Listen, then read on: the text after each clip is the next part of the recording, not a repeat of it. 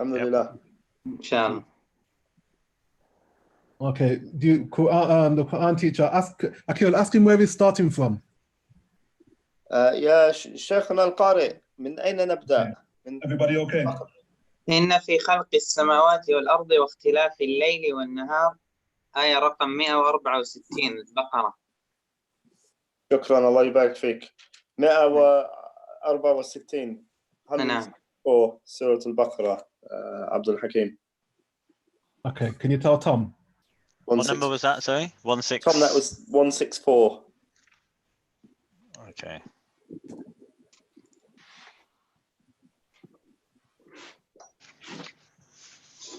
Okay, bear with me a second.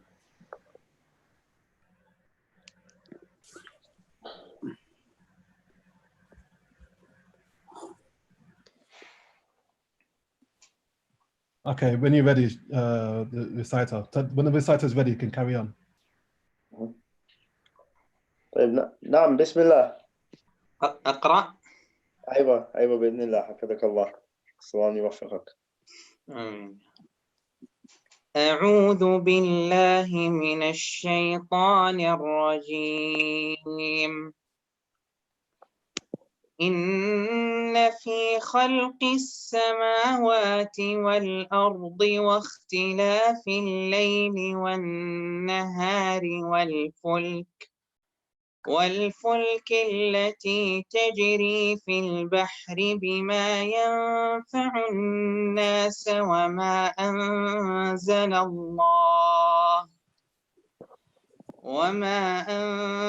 الله من السماء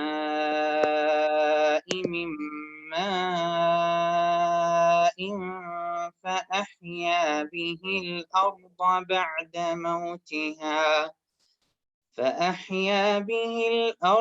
بعد موتها وبث فيها من كل دابة وتصريف الرياح والسحاب المسخر بين السماء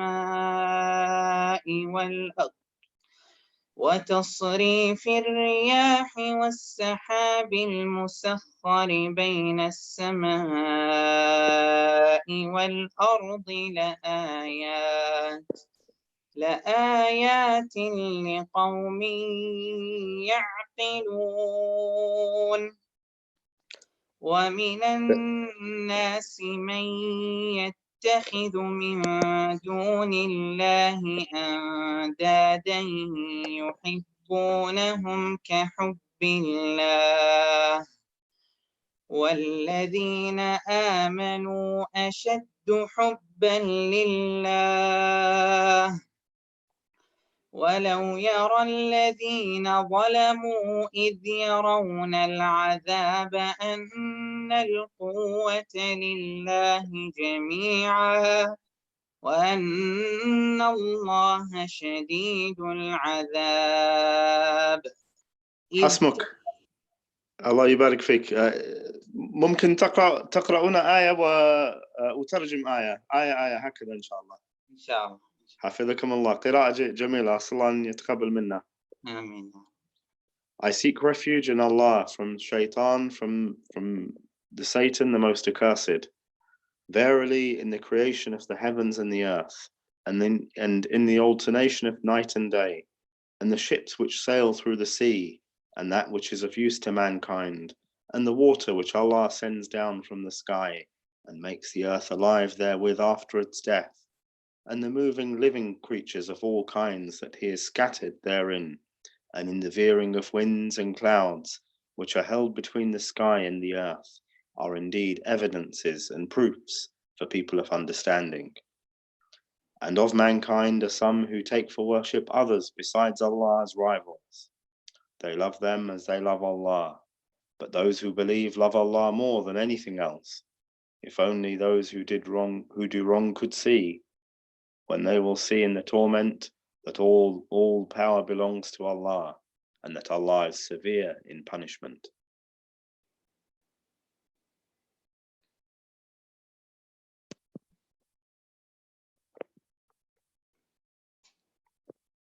أي نعم. إذ تبرأ الذين اتبعوا من الذين اتبعوا ورأوا العذاب وتقطعت بهم الأسباب. When those who were followed disown those who followed them, and they see the torment, then all their relations will be cut off from them. وقال الذين اتبعوا لو أن لنا كرة فنتبرأ منهم كما تبرأوا منا كذلك يريهم الله أعمالهم حسرات عليهم وما هم بخارجين من النار. And those who followed will say, if only we had one more chance to return to the worldly life, we would disown them as they have disowned us. Thus Allah will show them their deeds as regrets for them, and they will never get out of the fire. يا أيها الناس كلوا مما في الأرض حلالا طيبا ولا تتبعوا خطوات الشيطان إنه لكم عدو مبين. O mankind, eat of that which is lawful and good on the earth, and follow not the footsteps of Satan. Verily, he is to you an open enemy. إنما يأمركم بالسوء والفحشاء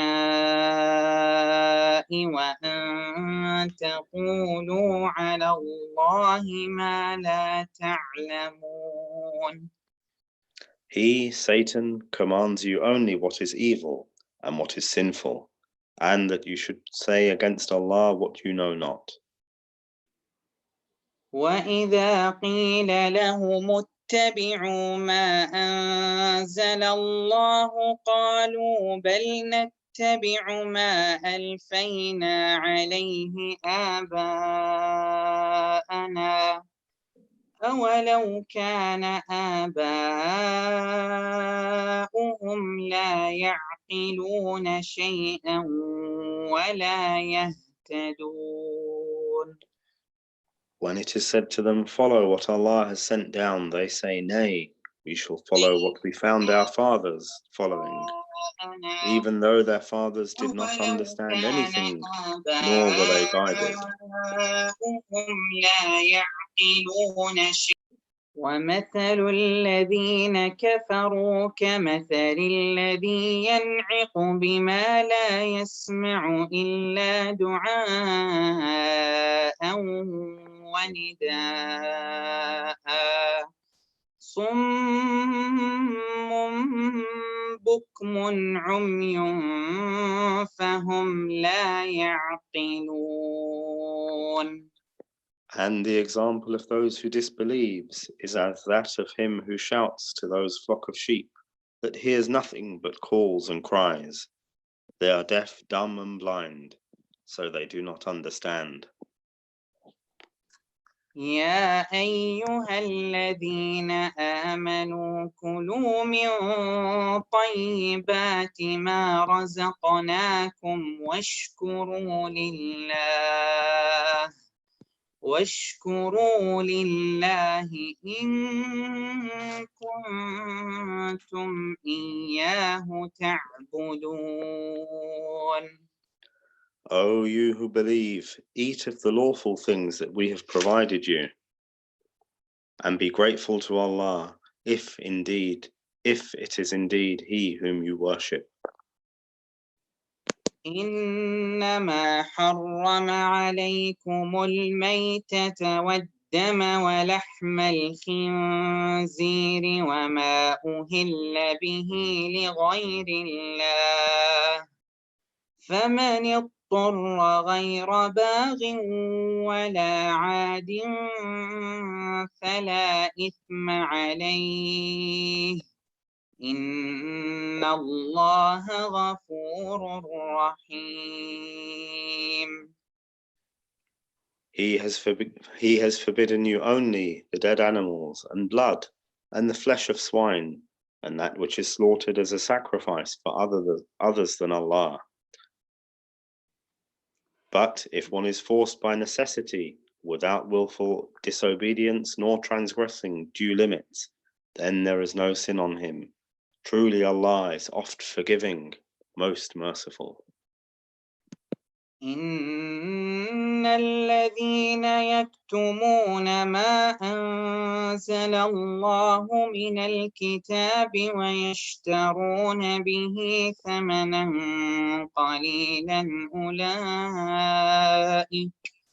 أولئك ما يأكلون في بطونهم إلا النار ولا يكلمهم الله يوم القيامة ولا يزكيهم ولهم عذاب أليم.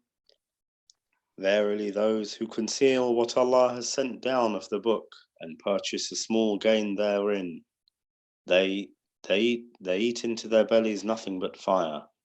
Allah will not speak to them on the day of resurrection, nor purify them, and theirs will be a painful torment. أولئك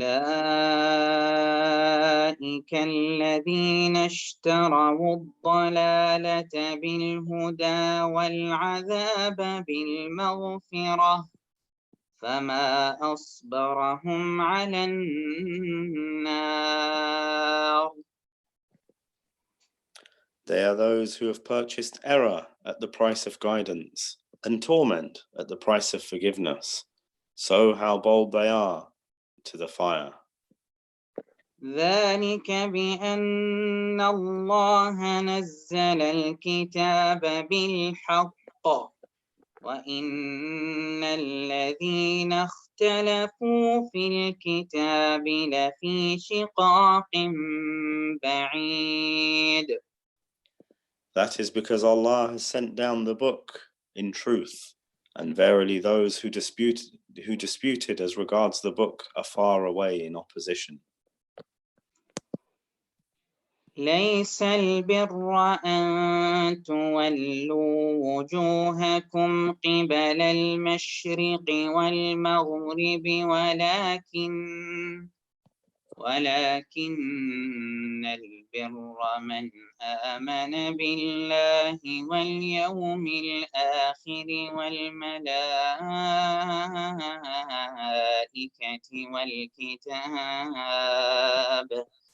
والكتاب والنبيين وآتى المال على حبه ذوي القربى واليتامى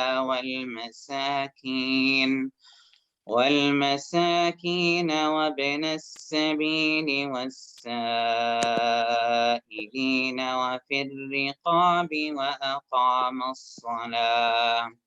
وأقام الصلاة وآتى الزكاة والموفون بعهدهم إذا عاهدوا والصابرين في البأساء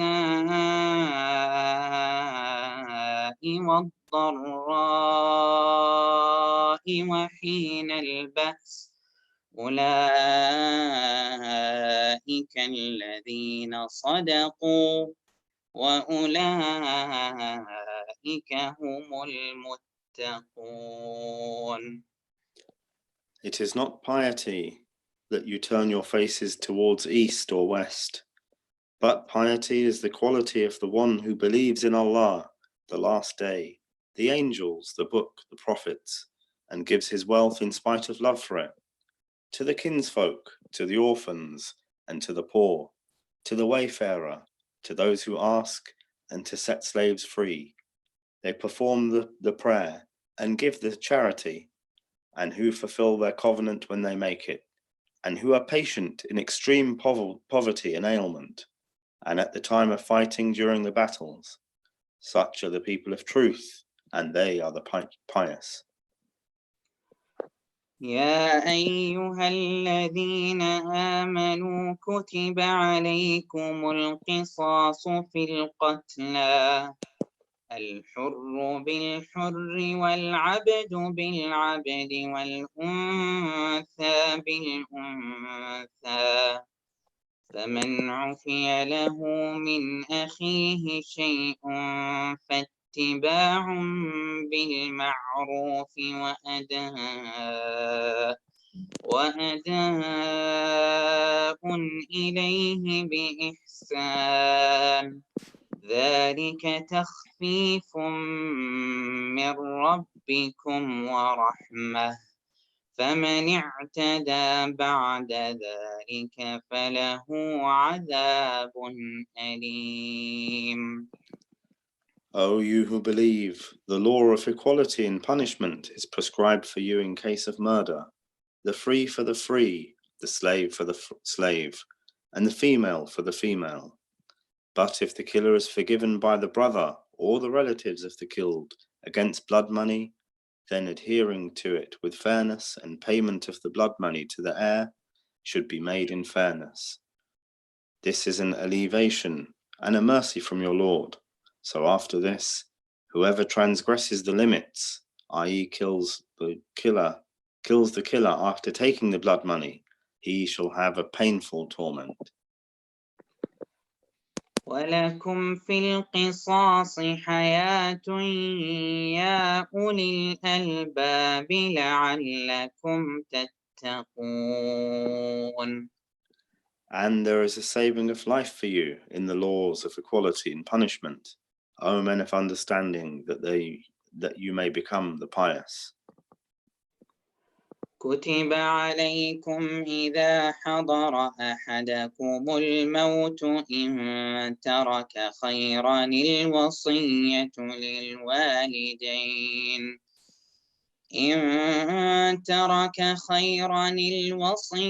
للوالدين والأقربين بالمعروف حقا على المتقين. It is prescribed for you when death approaches any of you, if he leaves wealth, that he makes a bequest to parents and next of kin, according to reasonable manners. This is the duty upon the pious. فمن بدله بعدما سمعه فإنما إثمه على الذين يبدلونه إن الله سميع عليم. But he who fears from whoever changes the bequest after hearing it, the sin shall be on those who make the change. Truly Allah is all hearer, all knower. فمن خاف من موص جنفا أو إثما فأصلح بينهم فلا إثم عليه إن الله غفور رحيم. But he who fears from a testator some unjust act or wrongdoing, and thereupon he makes peace between the parties concerned, there shall be no sin on him. Certainly Allah is oft forgiving, most merciful. يا أيها الذين آمنوا كتب عليكم الصيام كما كتب على الذين من قبلكم لعلكم تتقون. O you who believe, observing the fasting is prescribed for you, as it was prescribed for those before you, that you may become the pious. أياما معدودات فمن كان منكم مريضا أو على سفر فعدة من أيام أخر وعلى الذين يطيقونه فدية طعام مسكين فمن تطوع خيرا فهو خير له وأن تصوموا خير لكم إن كنتم تعلمون. Observing fasting for a fixed number of days, but if any of you is ill or on a journey, the same number should be made up from other days. And as for those who can fast with difficulty, they have a choice either to fast or to feed a poor person for each day. But whoever does good of his own accord, it is better for him, and that you fast is better for you, if you only knew. شهر رمضان الذي أنزل فيه القرآن هدى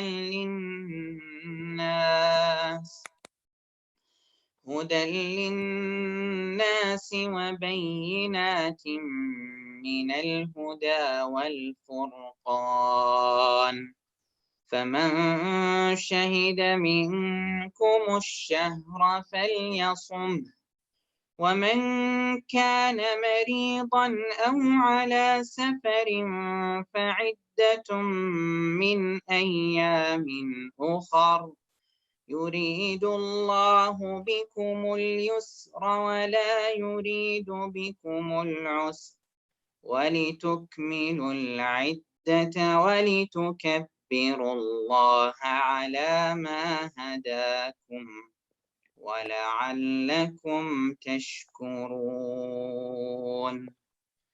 The month of Ramadan, in which was revealed the Quran, a guidance for mankind and clear proofs for the guidance and the criterion. So whoever of you sights the crescent on the first night of the month of Ramadan, he must observe the fast that month, and whoever is ill or on a journey, the same number of days which one missed must be made up from other days. Allah intends for you ease, and He does not want to make things difficult for you. He wants that you must complete the same number of days, and that you must magnify Allah for having guided you, so that you may be grateful to Him. وَإِذَا سَأَلَكَ عِبَادِي عَنِّي فَإِنِّي قريب أجيب دعوة الداع إذا دعان فليستجيبوا لي وليؤمنوا بي لعلهم يرشدون. And when my slaves ask you, O Muhammad, concerning me, then answer them, I am indeed near to them by my knowledge. I respond to the invocations of the supplicant when he calls upon me. So let them obey me and believe in me, so that they may be led aright. أحل لكم ليلة الصيام الرفث إلى نسائكم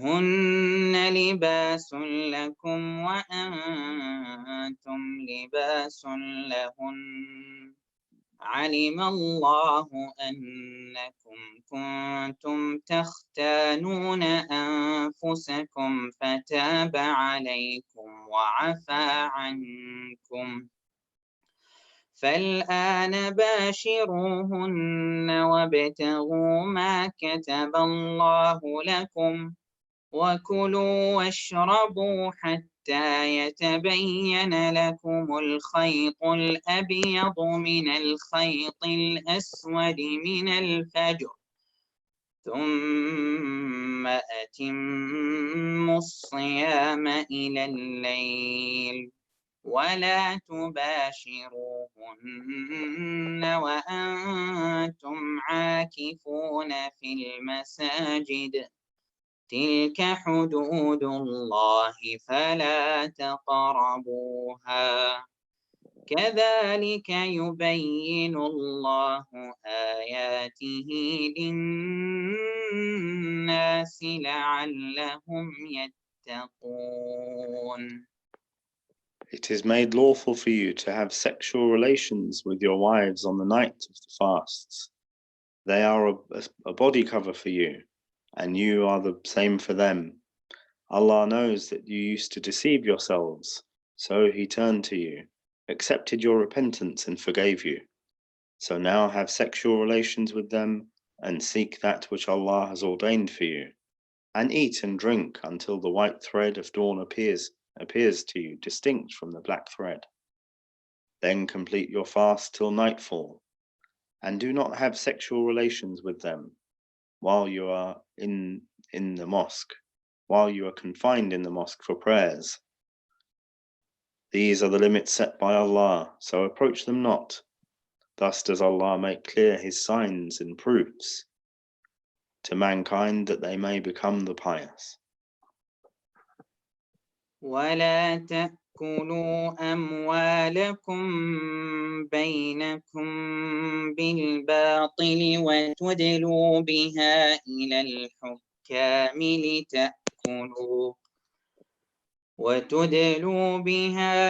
الحكام لتأكلوا فريقا من أموال الناس بالإثم وأنتم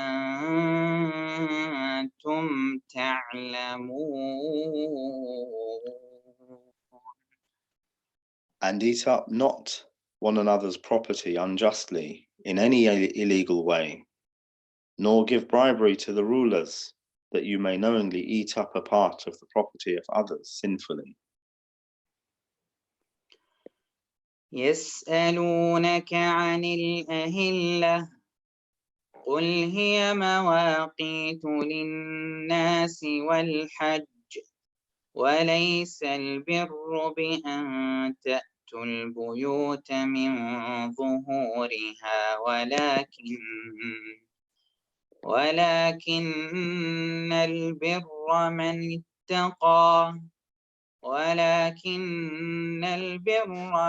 اتقى وأتوا البيوت من أبوابها واتقوا الله لعلكم تفلحون. They ask you, O Muhammad, about the new moons. Say, these are signs to mark fixed periods of time for mankind and for the pilgrimage.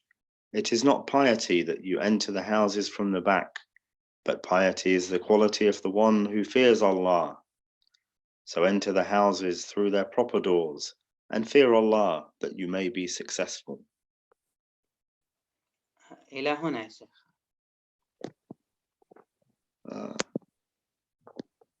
Okay. Is that enough? أيوة سبحان الله الوقت. السلام عليكم. You can carry on a little bit. السلام ورحمة الله. شيخ زكريا ودك تقرأ زيادة؟ والله بين يدك شيخ. لا تفضل مستمتعين صراحة. الله يجزاك. وقاتلوا في سبيل الله الذين يقاتلونكم ولا تعتدوا إن الله لا يحب المعتدين. And fight in the way of Allah those who fight you, but transgress not the limits. Truly Allah likes not the transgressors. واقتلوهم حيث ثقفتموهم وأخرجوهم من حيث أخرجوكم والفتنة أشد من القتل ولا تقاتلوهم عند المسجد الحرام حتى يقاتلوكم فيه فإن قاتلوكم فاقتلوهم كذلك جزاء الكافرين. And kill them wherever you find them, and turn them out from where they have turned you out. And the trials and afflictions and polytheism are worse than killing.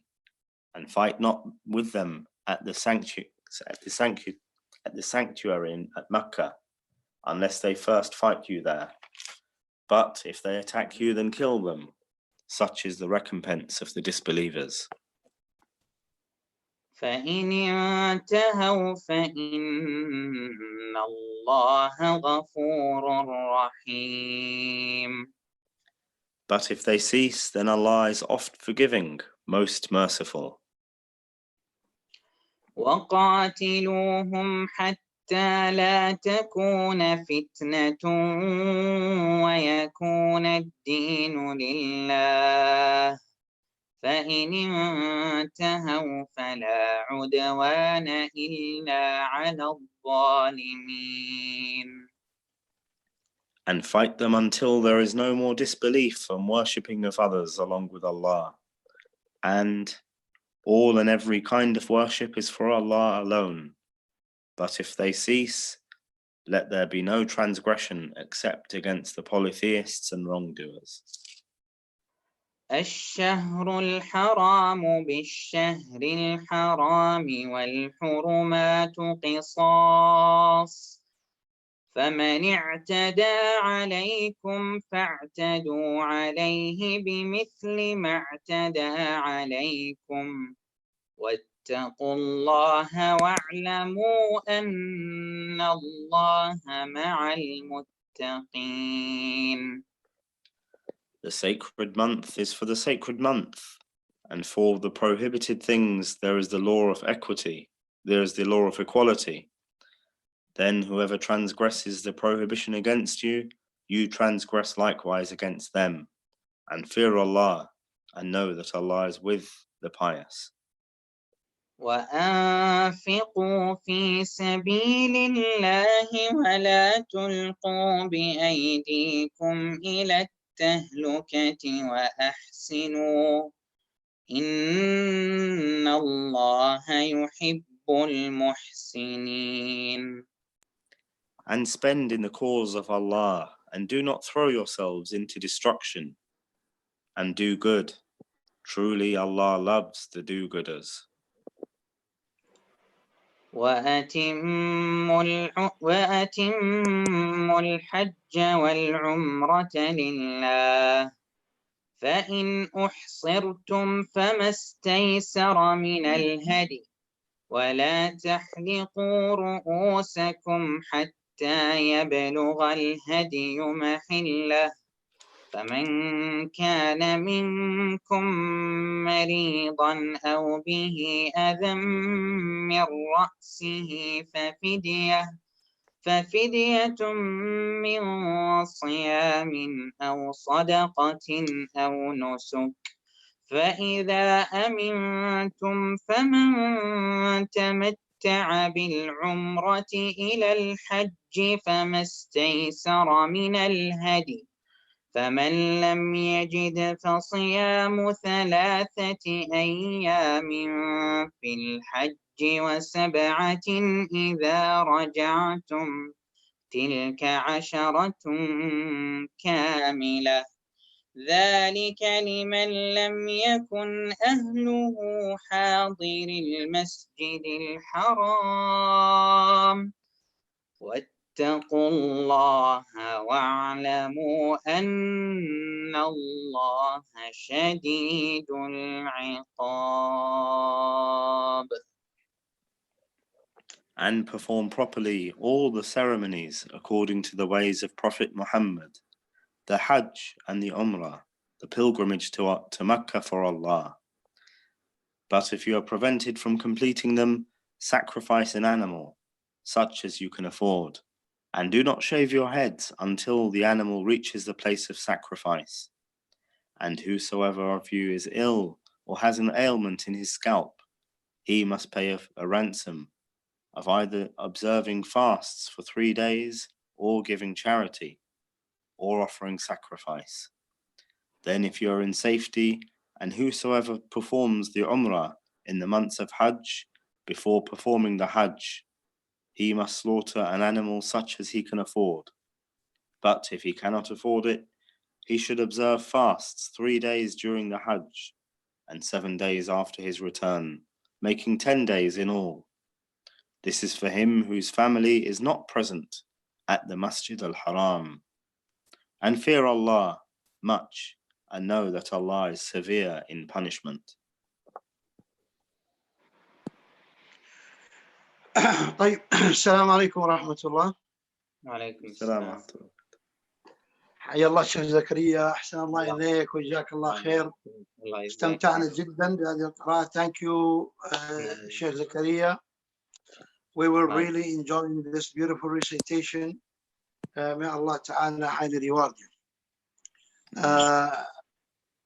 الآن نستأذنك أن نبدأ في درس اليوم. Ask permission from our brother Zakaria to begin the درس of today. الحمد لله والصلاة والسلام على رسول الله وعلى آله وصحبه ومن استنى بسنته واهتدى بهديه إلى يوم الدين. أما بعد. حياكم الله my dear brothers and sisters، أو حياكم الله يا الإخوة والأخوات إلى هذا اللقاء.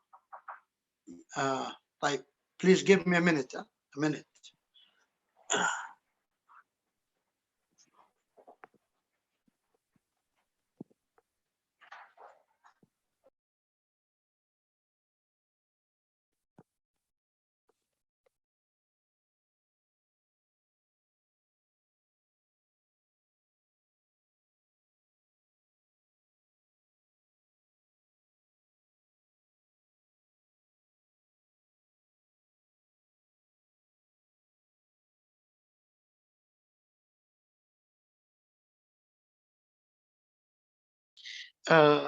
نعم.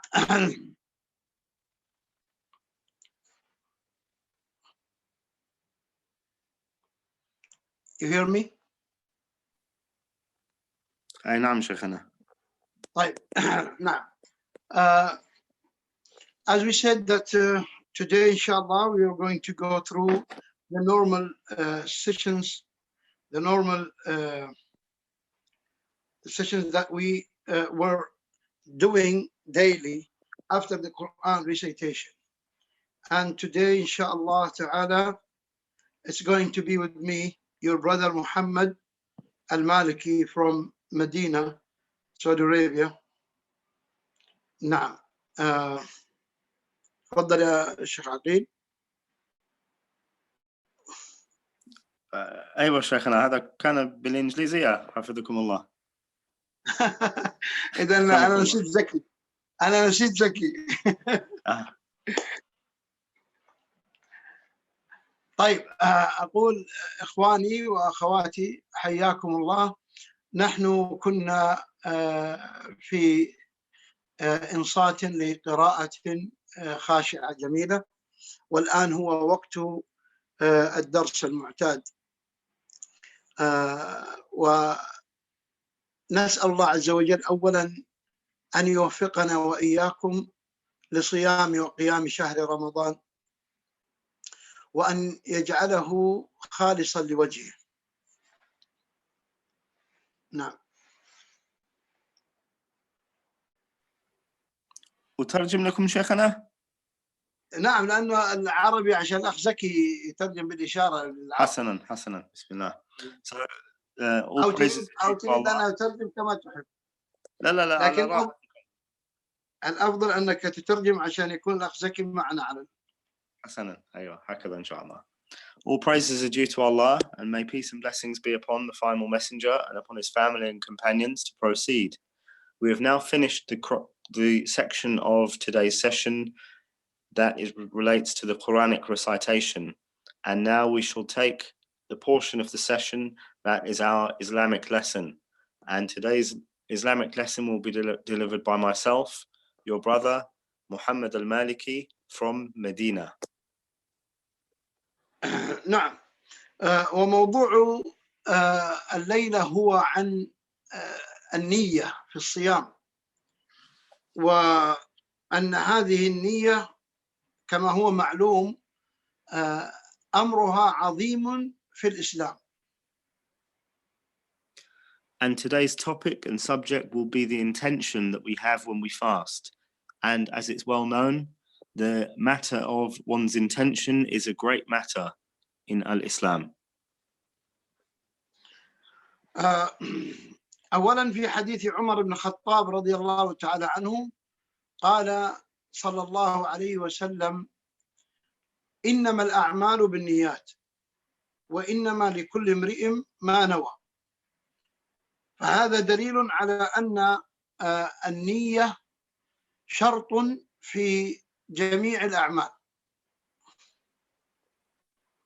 Firstly, we see the hadith of Umar, may Allah be pleased with him, where the Prophet, peace and blessings be upon him, said, "Indeed, actions are but by intention, and everyone will have that which they intended." This hadith is a proof and an indication that having an intention is a condition of the correctness and the acceptance of all actions. ومن حديث عمر يتبين لنا أن النيات يجب أن تسبق الأعمال لقوله صلى الله عليه وسلم: إنما الأعمال بالنيات، فجعل الباء للتعدية، فيكون العمل لاحقا للنية والنية سابقة للعمل، بمعنى أنه لا يصلح أن يصلي الإنسان ركعتين ثم بعد ذلك ينوي بها مثلا سنة الفجر، أو يصلي ركعتين ثم ينوي بها بعد أن صلى أنها تكون فريضة الفجر، بل لا بد أن تسبق النية للعمل. وكذلك لو أنه أخرج مبلغا من المال، صدق، رأى مسكينا فأعطاه مبلغا، ثم رجع فحسب قيمة الزكاة الواجبة عليه فوجدها مثل ذلك المال أو أقل، فقال: إذن تكون تلك زكاتي. فنقول بأن هذا لا يصح، لأن العمل تقدم النية، والشرط أن تتقدم النية على العمل. So when we look at this hadith, the Prophet, peace and blessings be upon him, said, "Indeed, actions are but by intention." And from this phrase and this part of the narration, we learn that it is essential that our intention precedes, it comes before the action that we take.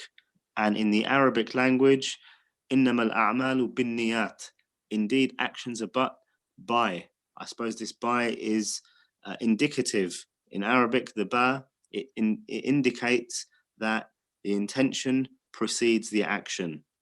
So when we say this, we learn and we benefit that it's not correct for an individual to pray 2 units of prayer, to pray 2 rak'ah of prayer, and then afterwards make their intention that what I've just prayed is the sunnah, the example prayer or the non-obligatory prayer associated with Salatul Fajr. Or it's not accepted that they were to pray 2 units and then make the intention these 2 units were the obligatory units of Fajr. And similarly, we can say the same with giving charity. It's not correct for an individual to give, if they see a poor person, to give that individual some charity, and then afterwards they make their calculations and they realize that the amount that they gave that individual was the same amount that they are due to pay as obligatory charity. So they cannot then retrospectively say, actually, my intention in giving that individual the money was this obligatory charity that I have to pay. So the intention must precede the action. ومن هنا نقول بأن الصيام وهو أحد تلك العبادات العظيمة وهو أحد أركان الإسلام، لا بد أن يبنى على نية سابقة للصوم. So similarly, the fasting, which is one of the pillars of Islam, it's essential that preceding the fasting there is an intention. نعم، ولهذا جاء في الحديث: لا صيام لمن لم يبيت النية من الليل. وهذا الحديث ورد بألفاظ عديدة عن عدد من الصحابة، لكن المعنى واحد، وهو وجوب تبييت النية من الليل، وسنتكلم عن حالات تبييت النية متى تكون لازمة. And we also see, or as a result of this, we see the hadith, the narration where the Prophet, peace and blessings be upon him, said, there is no fasting for that individual who does not spend the night having had the intention to fast. And this is a narration that comes with lots of different wordings on many different companions of the Prophet, peace and blessings be upon him. And it indicates the obligation of having the intention. And we will explain coming up when it is absolutely essential and it's an obligation to have this intention. أول تلكم الحالات هو النية العامة لصيام رمضان، وذلك عند دخول أول ليلة من ليالي رمضان، فإنه إن عقد العزم من تلك الليلة أنه يصوم الشهر كاملا فهذا مجزئ على الأرجح من أقوال أهل العلم، ولا يلزمه أن يجدد النية كل ليلة إلا إذا قطع تلك النية بما يوجب الفطرة، وسنتكلم عنه.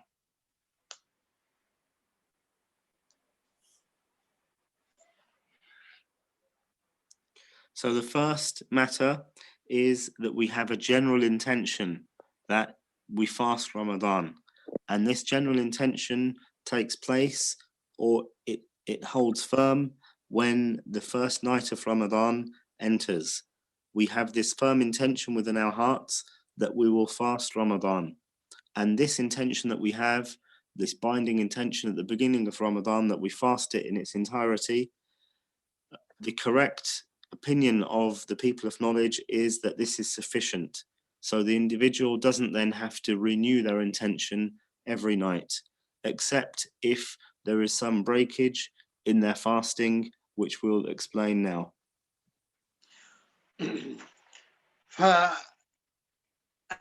فقيامه لطعام السحور مثلا هذا نية تماما تشبه كالذي قام يتوضأ وذهب ليصلي، فإن وضوءه يفيد بأنه ذاهب للصلاة.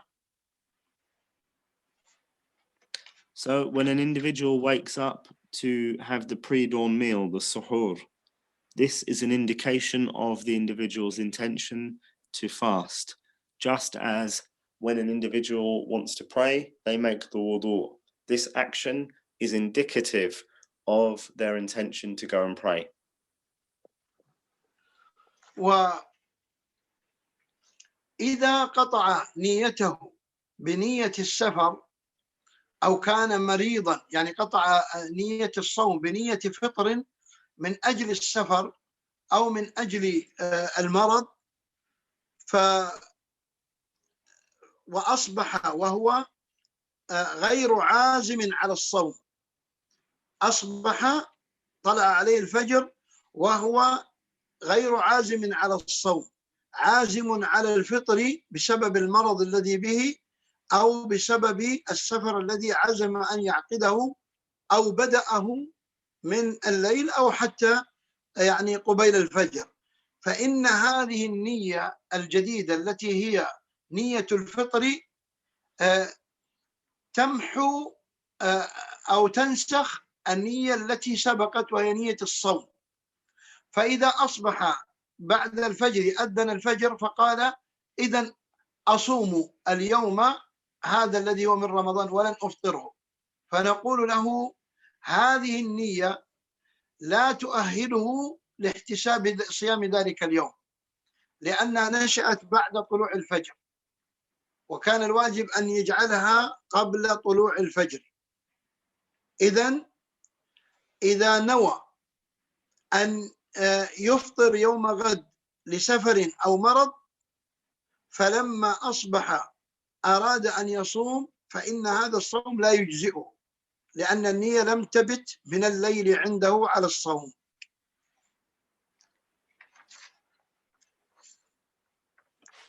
So when an individual's intention breaks, their intention to fast, it breaks. And that can be when an individual intends to go on a journey, or if a person is sick and they reach the morning and they're in a state in which they know they cannot fast, and they've woken up with the intention of not fasting. Rather, they've woken up with the intention of eating that day due to the excuse that they have from illness or going on a journey. This is considered a breakage in this general intention that they had. And this new intention, i.e. the intention of breaking the fast, it abrogates or it erases the previous intention that they had when they made the intention to fast Ramadan in its entirety. And then if an individual wakes up and they wake up during the time when Fajr has started and they have the intention not to fast, if the adhan is then made and then the salah is about to be prayed, then they make the intention to fast, this is not correct. Rather, what's obligatory is that this intention that holds firm within the heart is an intention that is made during the night, so before the Fajr breaks. So whoever wakes up and then the Fajr has broken and they want to fast, and their intention initially was not to fast, their fasting is not correct because they haven't spent the night, any portion of the night, with the intention of fasting. وكذلك لو أن امرأة حائضا أو نفساء وطهرت في أثناء الليل من ليالي رمضان، فإنها يلزمها أن تبيت النية على الصوم من الغد. فإن لم يحصل عندها ذلك فأصبحت، فإنها لا يصح منها صوم ذلك اليوم، لأنها لم تكن قد استحضرت نية الصوم، فلا بد من أن تقضي ذلك اليوم مضافا إلى ما سبقه من أيام أفطرتها بسبب الحيض أو النفاس، لأن النية شرط في صحة العمل ولازم أن تسبق العمل. نعم. Similarly, the menstruating woman or the one who is having postnatal bleeding, if they are to become pure and the bleeding stops during the night, so before the Fajr comes in, it's essential for them to then make the intention to fast the next day. If they do not do this and they reach the morning, i.e. if they don't make the intention, then they reach the morning, their fast is not correct. And what they must do for that day, they don't fast that day, and they must make up that day from the other days, because the intention is a condition of the fast's correction and it must be made during the night time. بقي أن نقول أن هذه النية التي يجب أن تسبق الصوم إنما هي في كل صوم واجب، مثل صوم رمضان في زمان رمضان، أو صوم قضاء رمضان في غير رمضان، أو صوم النذر أو الكفارة، فإن هذه الأصومة كلها واجبة، فيجب فيها تبييت النية من قبل الفجر، من الليل إلى قبل طلوع الفجر، في أي وقت من هذا الزمن نوى أن يصوم من الغد فالصوم صحيح. أما في صوم النافلة كصوم الاثنين والخميس والأيام البيض وصيام يوم وإفطار يوم أو أي صوم نافلة، فلا بأس أن تنشأ النية من أثناء النهار، شريطة ألا يكون قد أتى مفطرا كالجماع أو الطعام أو الشراب، وأن يكون قبل انتصاف النهار. نعم.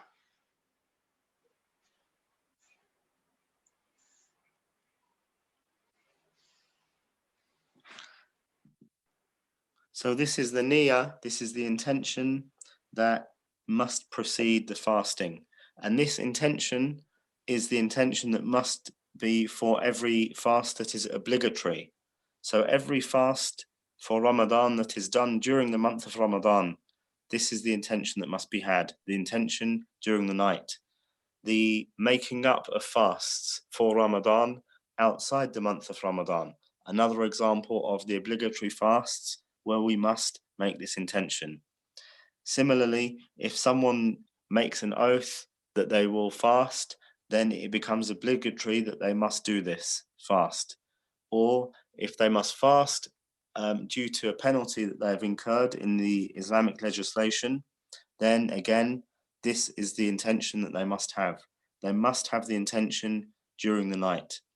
As for the different type of fasting, the fasting that is not obligatory and it's optional, like fasting on Mondays and Thursdays, and the middle days of the month, the days where the moon is bright, then there is no harm in making the intention during the day for these fasts, with the condition, however, that the individual hasn't eaten anything and that they have made that intention before noon, so before 12 o'clock in the afternoon or before midday.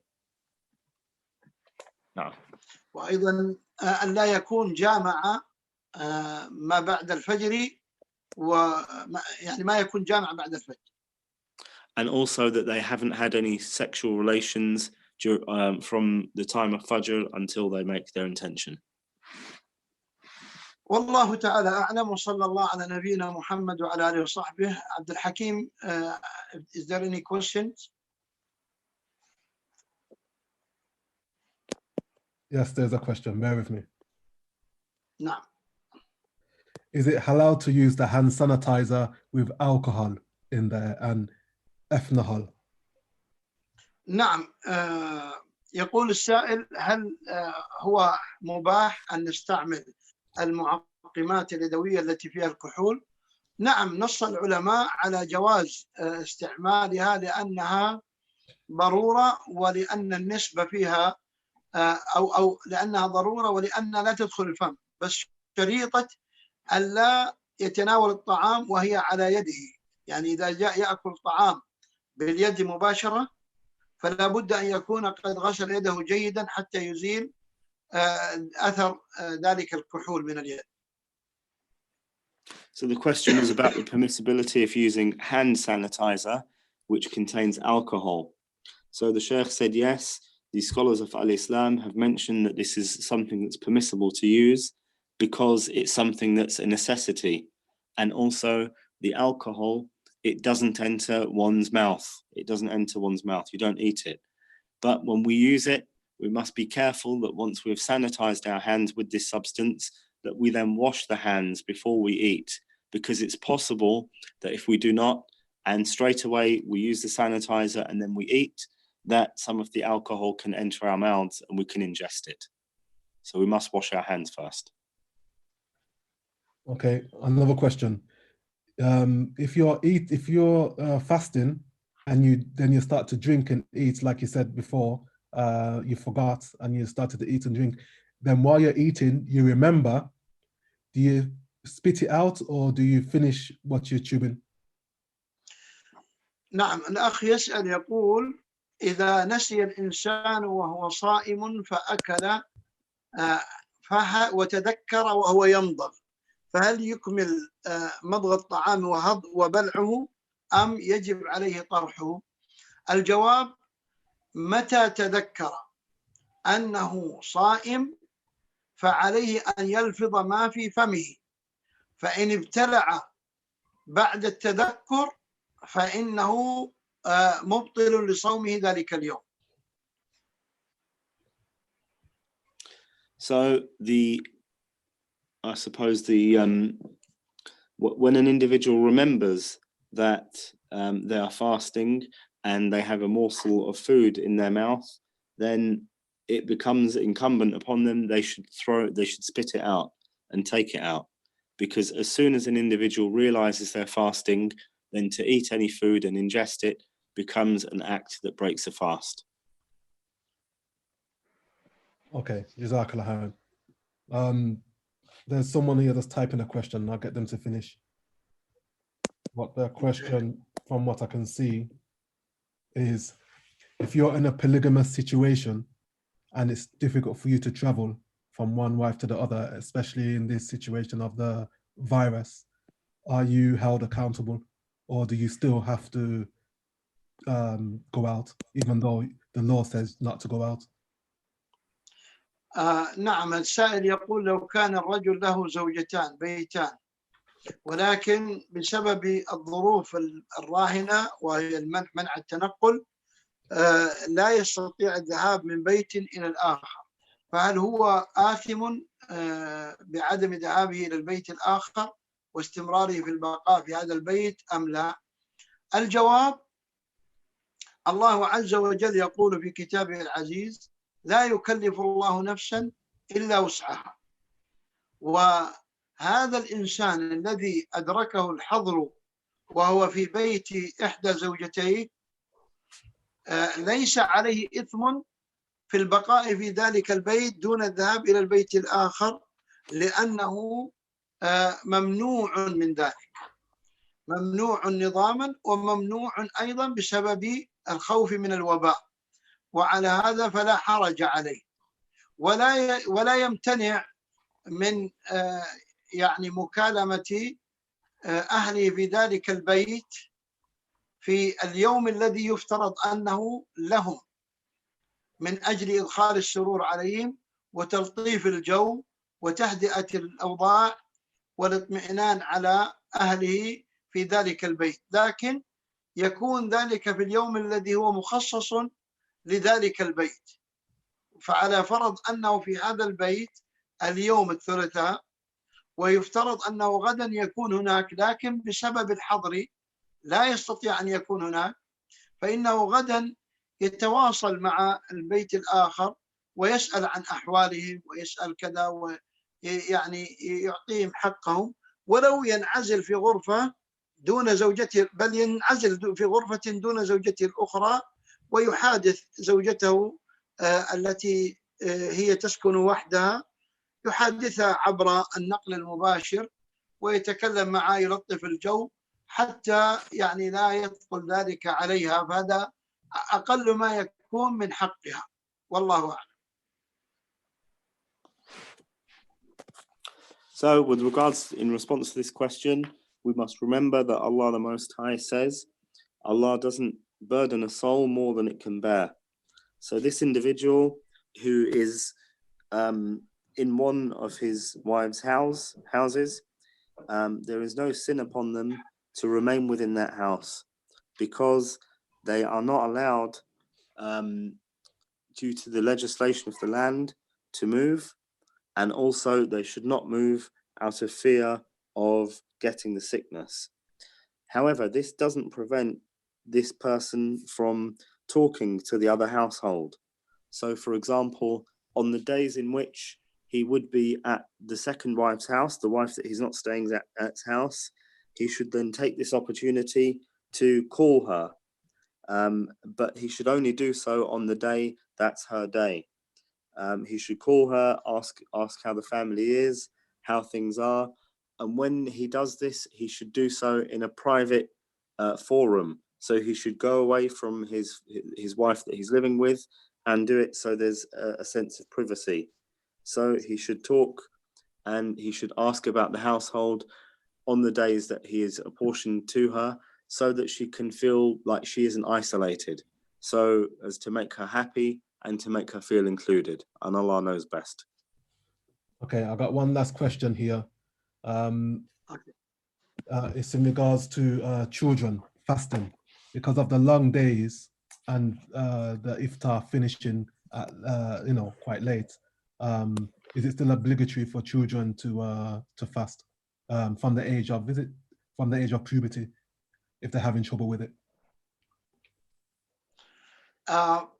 الأخ يسأل يقول بالنسبة للأطفال هل يجب تصويمهم، خصوصا أن النهار طويل في هذه الأيام في بلادهم في بريطانيا وأوروبا والغرب؟ الجواب: الأفضل أن يعود الأطفال على الصيام، وقد كان السلف يأمرون صبيانهم بالصوم، فإذا أرادوا الطعام ألهوهم بالدمى باللعب، فإن كانوا لا يقدرون وتأذوا فلا حرج من إفطارهم إن كانوا دون سن البلوغ. أما من كان قد بلغ فإنه لا يحل له أن يفطر، بل عليه أن يصبر إلا إذا يعني أدى إلى يعني أضرار صحية أو هلكة، حينئذ يستوي هو والكبير. لكن لا يظهر أن هذا يؤدي إلى أضرار صحية أو هلكة بوجه عام، إلا ربما حالة يكون الشاب فيها أصلا عنده مرض يتأذى من عدم الطعام، فعندئذ هذا حالة خاصة. أما على هيئة العموم فإن كل من بلغ لزمه الصوم ولو وجد المشقة، لأن الأصل أن هذه العبادات فيها شيء من المشقة. ولهذا قال النبي صلى الله عليه وسلم لعائشة: أجرك على قدر نصبك، على قدر التعب. فكلما زاد التعب بسبب العبادة لا بقصد الإنسان فإنه يزيد الأجر. والأولى أن نشجع الصبيان على الصوم ولو ناموا، ولو ندعهم ينامون نوقظهم وقت الصلاة فقط، حتى لو قضوا النهار نوما أفضل من أن يتعودوا على الفطر في نهار رمضان. والله تعالى أعلم. So as relates to this, it's for the parents, it's upon the parents to make the children used to fasting. And the Salaf, the early Muslims, they used to train their children to fast, such that if they became hungry, they would distract them by playing games with them, so they didn't think about having the food. So, but if it comes to an extent where it's very, very difficult, then the children who are younger than the age of puberty, then they may break their fast. However, those who are of a mature age, then upon them is to have patience, unless if they were to continue their fast, they would come to some great harm, or they were, for example, to become severely ill. And in this matter, they can break their fast. But in this matter, they are equal to any other person who has come of age, i.e. anyone who, if they're fasting, if they're going to die or be very, very ill, they should break the fast. And this is usually with the person who is sick and who is affected in this way by fasting. So in summary, everyone who has reached an age of the age of puberty, it's obligatory upon them to fast. But it's also important to say that fasting by its nature, it does have a strain of or a type of hardship to it. And the Prophet, peace and blessings be upon him, said to Aisha, indeed, the greater you're tired, the greater your reward. But this doesn't mean that we seek to become tired or we seek to worship Allah in the most industrious way that's possible. In summary, it's good to get our children used to fasting. So even if it's that, if they become very hungry, even if we say to them, okay, go to sleep for a little while, so it becomes easier for them, we should do this. But we should get them used to doing the fasting. جزاكم الله خير وصلى الله وسلم وبارك على نبينا محمد. Inshallah, we'll see you tomorrow in the same time, 7 o'clock your time, 9 o'clock our time. Assalamu alaikum. Sheikh Zaki, shukran. جزاك الله خير. Tom, thank you. Sheikh Aqil, جزاك الله خير على ما تقوم به. بارك الله فيكم جميعا. عبد الحكيم, جزاك الله خير. May Allah have your scale of حسنات with حسنات. السلام عليكم. عليكم السلام ورحمة الله وبركاته.